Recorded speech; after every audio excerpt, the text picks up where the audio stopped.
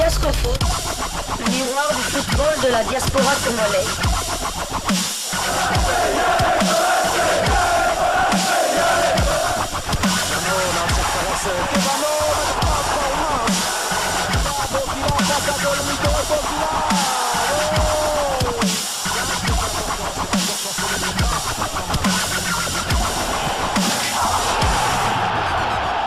Diascofoot, le miroir du football de la diaspora congolaise.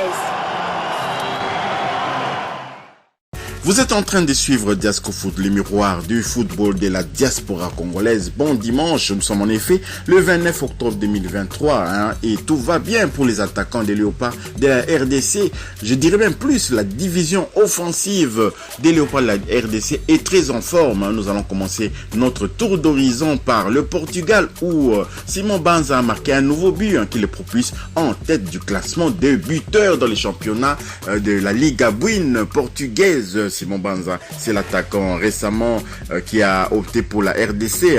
Les matchs opposés Gilles Vicente et le Sporting Club de Braga qui ont fait match nul 3 buts partout le samedi 28 octobre dernier en match comptant pour la 9e journée du championnat portugais de la première division 2023-2024 avec au passage un nouveau but de l'attaquant congolais Simon Banza et mené à la pause sur le score d'un but à 0 puis 2 buts à 0 à la fin du premier quart d'heure de la seconde période.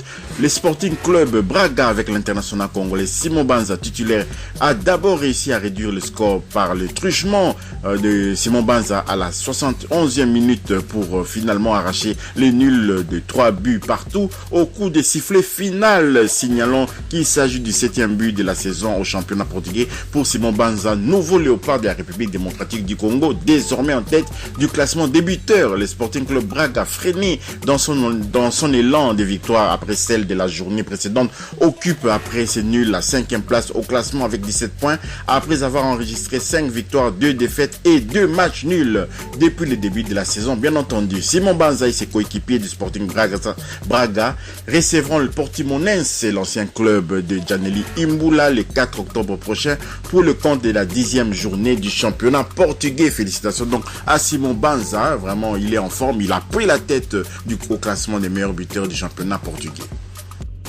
Quittons le Portugal pour la Suisse. Nous avons laissé Simon Banza en tête du classement des meilleurs buteurs actuellement en lice toujours pour cette compétition. Et donc nous allons nous rendre du côté de la Suisse où le FC Zurich a été accroché à domicile malgré un nouveau but de Jonathan Okita. Nous parlons de Jonathan Okita parce que lui également a pris les pouvoirs au classement de buteurs dans cette compétition. Le FC Zurich de Jonathan Okita a été tenu en échec 1 but partout par Lausanne Sport le samedi 28 octobre en match comptant pour la 12e journée du championnat suisse de première division 2023-2024, mené au score par Lausanne depuis la 24e minute de jeu grâce à une réalisation de Garbi. Zurich est revenu à la hauteur de Lausanne peu avant la pause, précisément à la 44e minute de jeu grâce à un but inscrit sur penalty par l'international congolais Jonathan Okita qui devient meilleur buteur de la compétition du championnat suisse donc de première division avec 6 buts à son actif. Résultat nul permettant au FC Zurich de consolider sa première place au classement du championnat avec 24 points après avoir totalisé 6 victoires, 6 matchs nuls et 0 défaite voilà devant le BSC Young Boy de Berne de Mechakelia qui compte 21 points avec 2 matchs en moins. Prochaine journée pour Jonathan Okita et ses coéquipiers du championnat le 4 novembre prochain à domicile contre le Servette de Genève pour le compte de la 13e journée du championnat. Félicitations donc à Jonathan Okita, l'international congolais qui était venu un peu à la pointe des pieds, rappelé comme ça d'urgence par le coach Sébastien Desabre pour venir renforcer le Léopard. Il n'était pas dans la première liste sortie pour la trêve du mois d'octobre par les sélectionneurs congolais. Voilà, Jonathan Okita était arrivé quand même un peu à la pointe des pieds et il avait pu prester quand même contre l'Angola. C'est une bonne chose. Nos internationaux sont en forme avant la confrontation contre d'abord la Mauritanie le 15 novembre prochain. Ensuite contre le Soudan, on va se déplacer du côté du Soudan, mais plus précisément peut-être sur terrain neutre au Maroc. Félicitations donc à Jonathan Okita. Tant qu'on y est, restons en Suisse, toujours dans Super League Suisse, des championnats de première division, pour prendre des nouvelles d'un autre international congolais qui évolue du côté de Saint-Gallen. Et donc, la formation de Saint-Gallen de Shadrack Akolo s'est imposée 3-1 à domicile devant les Grasshoppers de Zurich. C'était le samedi 28 octobre dernier, en match comptant pour la 12e journée du championnat suisse de première division 2023-2024. Grasshoppers de Zurich, c'est le deuxième club de Zurich, après la formation du FC Zurich de Jonathan Okita, qui occupe la première place au classement des buteurs. Alors, présent dans les 11 de départ de Saint-Gallen, l'international congolais Shadrack Akolo s'est illustré dès l'entame de la rencontre avec un but à la première minute.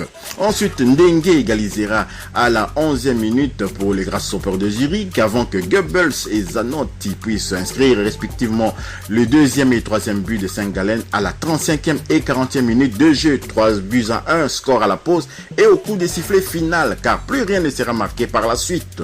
Victoire permettant au Football Club Saint-Gallen de totaliser 21 points au classement et d'occuper la 3e place après avoir enregistré 6 victoires, 3 matchs nuls et 3 défaites en championnat depuis le début de la saison. Signalant que l'ailier congolais Shadrack Akolo était sorti sur blessure à la 26e minute de jeu, espérant que ce n'est pas trop grave. Le FC Saint-Gallen se déplacera du côté de Lausanne le 5 octobre prochain pour y être reçu dans le cadre de la 13e journée. Félicitations donc à Shadrack Akolo, vous l'avez bien compris, les 3 Congolais sont en tête de la compétition. Nous avons Jonathan Okita qui est leader du championnat, leader au classement des buteurs avec le FC Zurich. Nous avons ensuite Meshak Elia qui est deuxième, le dauphin du FC Zurich, mais ils comptent 2 matchs en moins, donc voilà. Le 3e maintenant c'est Shadrack Akolo qui avec son équipe de Saint-Gallen occupe la 3e place du championnat. Félicitations donc aux Congolais, les internationaux congolais qui sont en forme. On veut des joueurs en forme pour affronter la Mauritanie et le Soudan au mois de novembre prochain. Félicitations donc à Shadrack Akolo. Terminons quand même cette première livraison sportive par une information de la Ligue 2 française, du côté de Valenciennes où évolue Glody Lilepo Maccabi, qui vient à peine d'arriver dans cette formation.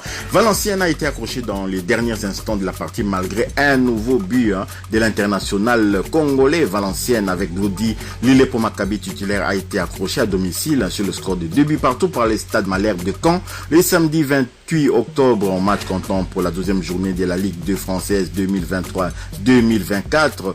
Devant au score durant pratiquement 87 minutes de jeu. Rendez-vous compte, cette formation de Valenciennes menée jusqu'à la 87e minute au score, par 2-0, grâce notamment au deuxième but de la saison de l'ailier congolais Glody Lilepo Maccabi à la 8e minute et un autre but d'Amash à la 29e minute. Valenciennes s'est fait rejoindre au score dans les derniers instants de la partie par le truchement de Le Bihan à la 87e minute et d'Abdi à la 91e minute de jeu. 2 buts partout, score final, résultat nul qui ne fait pas les affaires de Valenciennes, toujours dans la zone rouge au classement avec 9 points après avoir enregistré une victoire, 6 matchs nuls, 5 défaites depuis le début de la saison. La prochaine journée du championnat pour Valenciennes, ce sera le samedi 4 novembre prochain en déplacement du côté du SCO d'Angers. Le SCO d'Angers où joue également un jeune congolais que nous convoitons. Il s'agit de Kialumba Noël, Justin Kialumba Noël, qui est un jeune, je crois de 19 ans, qui évolue du côté du SCO d'Angers. On l'avait vu la saison dernière en Ligue 1. C'est tenir tête aux joueurs comme Mbappé, comme Chancel Mbemba, etc. Donc on sera curieux de voir comment va se comporter l'ailier également gauche, Justin Kialumba, qui est congolais, donc voilà, qui est d'origine congolaise, voilà, parce que lui également il est né dans le nord de la France, du côté de Roubaix. Roubaix, c'est pas loin de Valenciennes. Donc voilà, si vous avez aimé ce numéro de Diasco Foot du dimanche 29 octobre 2023, merci de liker, merci également de vous abonner, de mettre des commentaires. Merci surtout de ne pas oublier d'activer la petite cloche de notification qui vous permettra de ne pas manquer la deuxième livraison sportive de Diasco Foot, parce qu'aujourd'hui nous sommes dimanche, vous avez bien compris, il y a des résultats du week-end qu'on doit encore vous bombarder. Chancel Mbemba Mangoulou avec l'Olympique de Marseille va affronter l'Olympique lyonnais. On sait bien que l'Olympique lyonnais est dans les tréfonds du classement, mais quand même il faut gagner. Un match ne se joue pas, un match se gagne. Donc voilà, Chancel Mbemba pourrait peut-être encore recoller au peloton, le peloton de tête quand même du championnat français de Ligue 1. Merci de nous avoir suivis. Diasco Foot vous dit au revoir.